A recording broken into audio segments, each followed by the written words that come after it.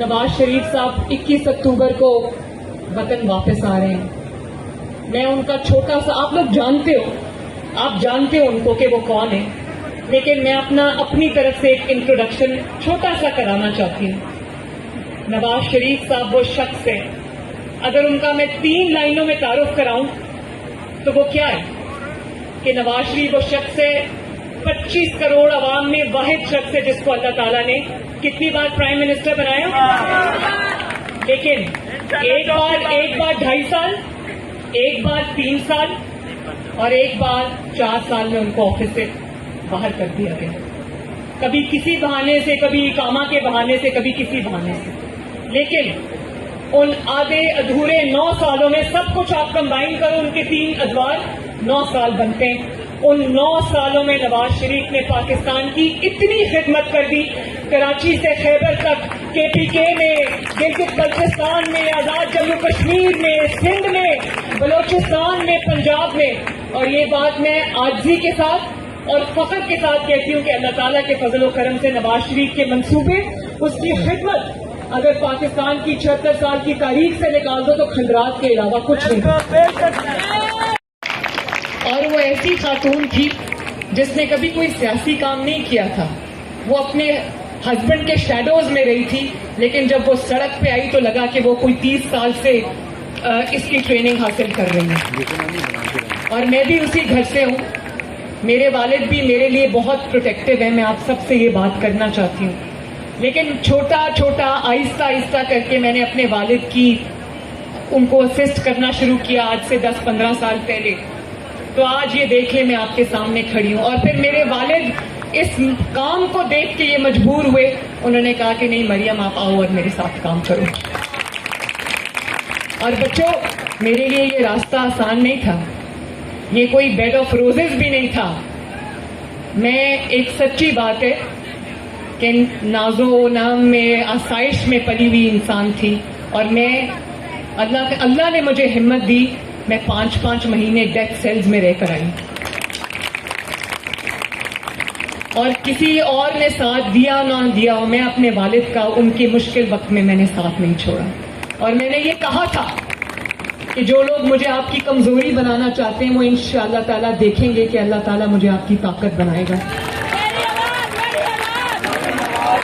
और 200 के करीब मैंने पेशियां बेगुनाह होते हुए भुगती अपने वालिद के साथ। जब हम अडियाला में मैं अपनी वालदा को छोड़ के आई, वो डेथ बेड पे थी, तब मैं बच्चियों से खुसूसी तौर पे मुखातिब हूँ, तो मेरे वालिद को लगा कि पता नहीं इसको आदत नहीं है। तो ये जून जुलाई का महीना था, कहर की गर्मी थी, बिल्कुल ऐसे लगता था कि वो जो सेल है, क्योंकि उसमें एक छोटा सा पंखा था, वो भी 8-10 घंटे बंद रहता था, तो उनको लगता था कि शायद ये बर्दाश्त न कर सके। तो उन्होंने 2-3 दिन तो मुझे कहा बेटा हौसला करना, घबराना नहीं। फिर उन्होंने देख लिया कि अल्हम्दुलिल्लाह ये घबराती नहीं, तो फिर उन्होंने मुझे कभी कहा भी नहीं। उनकी नजरों के सामने से मुझे कोट लखपत जेल से गिरफ्तार किया, उनकी आंखों में आंसू थे, लेकिन उन्होंने कहा बेटा घबराना नहीं। और फिर कोट लखपत जेल में डेथ सेल में 24/7 सॉलिटरी कन्फाइनमेंट। सॉलिटरी कन्फाइनमेंट ये होती है जब आप 24 घंटे लॉक्ड रहते हो, आपसे बात करने वाला कोई नहीं होता। और मेरे बच्चे थे, मैं उनको छोड़ के वहां अपने मुल्क की खातिर, अपने बाप की खातिर, अपनी पार्टी की खातिर मैंने हौसले से बर्दाश्त किया। तो ये मैं आप सबको सिर्फ इसलिए बता रही हूँ, आपसे मैं मिलती रहूंगी क्योंकि आप मेरी टीम हो माशाल्लाह। लेकिन मैं आपको ये कहना चाहती हूँ कि अल्लाह ताला जब आपको आजमाइशों से गुजारता है तो वो उसकी कोई वजह होती है हमेशा। किसी दिन मैं रोई नहीं, किसी दिन मैं घबराई नहीं। एक जज आया करते थे हमारा सेल, मेरे सेल में भी आते थे, वो डेथ सेल था, उसमें बाथरूम और कमरा इकट्ठा ही था। तो जब मैं नमाज पढ़ती थी मुझे ये पता नहीं चलता था कि मैं कमरे में नमाज पढ़ी हूँ या बाथरूम में नमाज पढ़ी हूँ। जेल की दाल रोटी मैंने खाई, 3 वक्त वहां पर दाल होती थी, और तब से मुझे दाल बहुत अच्छी लगने लगी। मैंने कभी किसी को नहीं कहा कि मुझे चिकन चाहिए या मुझे गोश्त चाहिए या मुझे देसी चिकन चाहिए, मैंने कभी किसी को नहीं कहा। और वो मेरे पास आए कि भाई आप टैक्स पेयर हो तो आपको बी क्लास मिल सकती है, तो आप लिख के दे दें, आपको बी क्लास मिल जाएगी। तो मैंने कहा कि میں کیوں لکھ کے دوں؟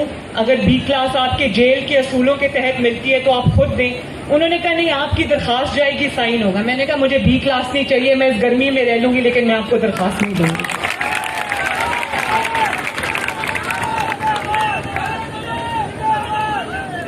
تو بچوں, میں آپ سب کو شاباش ایک دفعہ پھر دینا چاہتی ہوں. ویری گڈ, تھمز اپ. اور میں اپنے بچوں سے یہ بھی کہنا چاہتی ہوں اور آپ سب سے کہ مسلم لیگ نون پاکستان بنانے والی جماعت ہے, جس نے پاکستان کی بنیاد رکھی, جس نے پاکستان بنایا. قائد اعظم محمد علی جناح ہمارے لیڈر تھے, ہمارے لیڈر ہیں اور ہمارے لیڈر رہیں گے انشاءاللہ. لیکن آپ پاکستان بنانے والی جماعت کے وارث ہیں. اندازہ ہے ایم ایس ایف کیا ہے؟ ایم ایس ایف باقی جماعتوں کی طرح نہیں ہے کہ گھیراؤ, جلاؤ, حملہ کر دو, گالی نکالو, چور ڈاکو کی آوازیں لگاؤ. یہ ایم ایس ایف وہ ایم ایس ایف نہیں ہے. میں یہ چاہتی ہوں کہ میری یہ ایم ایس ایف جو ہے اتنی اتحاد اور تنظیم سے آگے بڑھے. اور آپ لوگ جو ہے یہ جو آج میرے سامنے بیٹھے ہوئے, ایم ایس ایف ایک نرسری کا نام ہے. آج ایم ایس ایف میں جو آج سے 20-25 سال پہلے ایم ایس ایف کے لیڈرز تھے, مسلم لیگ نون میں آج وہ فیڈرل منسٹرز رہ کر آئے ماشاءاللہ. تو یہ میں آپ کو بتاؤں کہ میں اپنے فیڈرل منسٹرز, اپنے M N As, M P As, خواتین اور حضرات ان چہروں میں دیکھتی ہوں انشاءاللہ. اور میں یہ بھی چاہتی ہوں کہ آپ کو یہ پتا چلے کہ آپ کی سلیکشن 100% میرٹ پہ ہوئی ہے. میں نے کسی ایم این اے کی بات نہیں سنی, میرے لیے بہت محترم ہے. میں نے کسی ایم پی اے کی بات نہیں سنی. میں نے ہر جگہ خود انٹرویو کیا ہے تاکہ مجھے کوئی سفارشی نظر نہ آئے. اور مجھے خوشی ہے کہ آج میرے سامنے سب نئے چہرے بیٹھے جن کا پولیٹیکل خانوادوں سے, خاندانوں سے کوئی تعلق نہیں ہے. کیونکہ سیاست آپ کا بھی حق ہے, پاکستان کی فیصلہ سازی آپ کا بھی حق ہے, پاکستان کا فیوچر آپ کے ہاتھوں میں, اور میں یہ آپ کے ہاتھوں میں دے کر جانا چاہتی ہوں انشاءاللہ. ابھی رانا نے بالکل ٹھیک یہ بات کہی کہ میں نے خود ڈسٹرکٹ کے پریزیڈنٹس کے اور جنرل سیکرٹریز کے انٹرویو 5 گھنٹے نان سٹاپ میں نے اسی آفس میں انٹرویوز کیے. ایک ایک بچے کا انٹرویو میں نے خود کیا, اس کے نوٹس میں نے خود لیے, اور 100% میرٹ پہ آپ کی اپوائنٹمنٹ ہوئی ہے ماشاءاللہ. تو میں سمجھتی ہوں کہ جماعت کے لیے یہ ایک بہت بہت آج خوشی کا دن ہے کہ جماعت میں ایک ایسے سیڈز ہم نے پلانٹ کر دیے ہیں جو جلدی جلدی پھلدار درخت بن جائیں گے انشاءاللہ تعالی. اور ایم این ایس نے رات کو, جب میرے والد نے رات کو جب لسٹ مجھے رانا نے فارورڈ کی, اور 37 ڈسٹرکٹس کی لسٹ تھی, ہر ڈسٹرکٹ میں ہماری کیبنٹ بن گئی ہے ماشاءاللہ. تو میاں صاحب نے مجھے واپس واٹس ایپ کیا, انہوں نے کہا بیٹا یہ اتنی بڑا کام ہوا کیسے؟